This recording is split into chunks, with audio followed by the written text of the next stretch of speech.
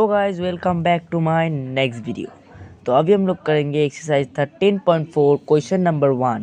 Find the surface area of a sphere of radius number 2 करेंगे। Sphere of radius का area हम लोग को निकालना है नंबर 2। तो नंबर 2 करेंगे तो पहले हम लोग रेडियस लिखेंगे। Radius R equals to 5.6 centimetre. Okay, surface area surface area of sphere equals to 4 pi r square. Okay, so 4 into pi value is 22/7. Pi value is 22/7 into r square means 56 whole square. Okay, 7 1 sorry not now. Okay, not now.